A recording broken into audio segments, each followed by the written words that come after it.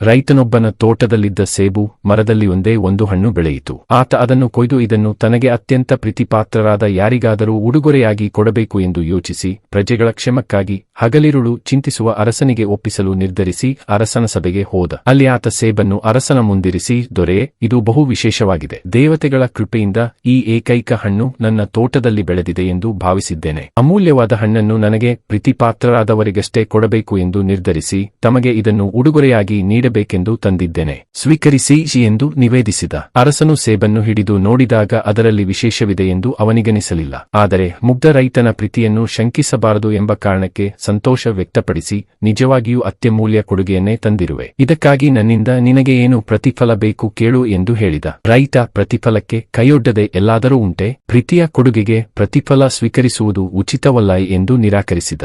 ಬರಿಗೈಯಲ್ಲಿ ರೈತನನ್ನು ಕಳುಹಿಸಲು ಅರಸನ ಮನವೊಪ್ಪದೆ ಮಂತ್ರಿಗಳೊಂದಿಗೆ ಸಮಾಲೋಚಿಸಿದಾಗ ಮಂತ್ರಿಗಳು, ಆತ ಕಾಲಿಗೆ ಹಾಕಲು ಒಳ್ಳೆಯ ಪಾದರಕ್ಷೆಗಳು ಕೂಡ ಇಲ್ಲದೆ ಕಷ್ಟಪಟ್ಟು ನಡೆದು ಇಲ್ಲಿಗೆ ಬಂದಿದ್ದಾನೆ. ಅವನಿಗೆ ಸವಾರಿಗೆ ಯೋಗ್ಯವಾದ ಒಳ್ಳೆಯ ಕುದುರೆ ಕೊಡಬೇಕು. ಕುದುರೆಯ ಮೇಲೆ ಅದಕ್ಕೆ ಹೊರಲು ಸಾಧ್ಯವಿರುವಷ್ಟು ಚಿನ್ನದ ನಾಣ್ಯಗಳ ಮೂಟೆಯನ್ನಿರಿಸಿದರೆ ಆತ ಸುಖದಿಂದ ಬದುಕಲು ನೆರವಾಗುತ್ತದೆ ಎಂದು ಹೇಳಿದರು. ಹೀಗೆ ಅರಸನು ಕೊಡುಗೆಯಾಗಿ ನೀಡಿದ ಕುದುರೆಯ ಮೇಲೆ ಕುಳಿತುಕೊಂಡು ರೈತ ಮನೆಯ ದಾರಿ ಹಿಡಿದ. ಆತನ ಮನೆಯ ಪಕ್ಕದಲ್ಲಿ ಒಬ್ಬ ಶ್ರೀಮಂತ ರೈತನಿದ್ದ. ಅವನು ಯಾರಿಗೂ ಕೊಳೆತ ಹಣ್ಣು ಕೂಡ ಉಚಿತವಾಗಿ ಕೊಡುವವನಲ್ಲ. ಆತ ಒಳ್ಳೆಯ ಕುದುರೆಯನ್ನೇರಿಕೊಂಡು ಬರುತ್ತಿರುವ ಬಡ ರೈತನನ್ನು ಕಂಡು ಬೆರಗಾಗಿ ಅವನನ್ನು ತಡೆದು ನಿಲ್ಲಿಸಿ, ನಿನ್ನೆ ತನಕ ಹೊಲ ಉಳಲು ಮುದಿ ಎತ್ತನ್ನು ಕೊಳ್ಳಲು ನಿನ್ನ ಬಳಿ ಶಕ್ತಿ ಇರಲಿಲ್ಲ, ಆದರೆ ಇಂದು ಲಕ್ಷ ಲಕ್ಷ ಬೆಲೆ ಬಾಳುವ ಕುದುರೆಯ ಮೇಲೆ ಕುಳಿತುಕೊಂಡು ಬರುತ್ತಾ ಇದ್ದಿ, ಅಂದರೆ ಏನು ಸಮಾಚಾರ ಎಂದು ಕೇಳಿದ. ಅದಕ್ಕೆ ರೈತ, ಇದು ಪ್ರಾಮಾಣಿಕವಾಗಿಯೇ ದೊರಕಿದೆ. ನನ್ನ ತೋಟದಲ್ಲಿ ಕೆಂಪು ಬಣ್ಣದ ದೊಡ್ಡ ಸೇಬು ಆಗಿತ್ತಲ್ಲ, ಅದು ಬಹಳ ಅಪೂರ್ವವಾದುದೆಂದು ನನಗೆ ಗೊತ್ತಾಗಿ ಅದನ್ನು ಅರಸರಿಗೆ ಉಡುಗೊರೆಯಾಗಿ ಕೊಟ್ಟೆ. ಅವರು ನನಗೆ ಈ ಕುದುರೆ ಕೊಟ್ಟರು ಮತ್ತು ಬಂಗಾರದ ನಾಣ್ಯಗಳ ಮೂಟೆಯನ್ನು ಹೊರಿಸಿ ಕಳುಹಿಸಿದರು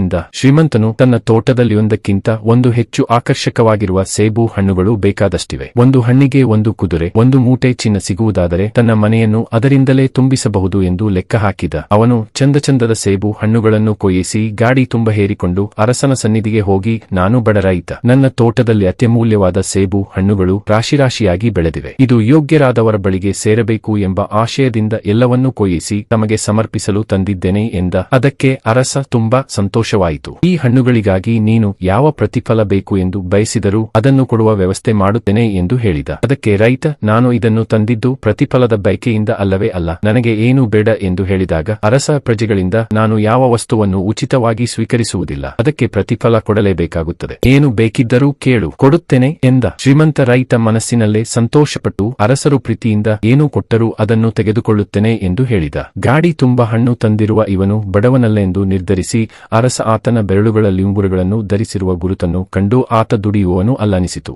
ಆತ ಬಡ ರೈತ ತಂದುಕೊಟ್ಟಿದ್ದ ಸೇಬು ಹಣ್ಣನ್ನು ಒಳಗಿನಿಂದ ತರಿಸಿ ಶ್ರೀಮಂತ ರೈತನ ಕೈಯಲ್ಲಿಟ್ಟು, ಇದು ನನಗೆ ತುಂಬಾ ಪ್ರೀತಿಯ ಹಣ್ಣು, ಬಡ ರೈತನೊಬ್ಬನ ಶ್ರಮದ ಫಲ, ಇದರ ಬೆಲೆ ಕಟ್ಟಲಾಗದು, ಇದನ್ನು ತೆಗೆದುಕೊಂಡು ಹೋಗು ಎಂದು ಹೇಳಿದಾಗ ಶ್ರೀಮಂತ ರೈತ ಪೆಚ್ಚು ಮೋರೆ ಹಾಕಿಕೊಂಡು ಮನೆಗೆ ಬಂದ.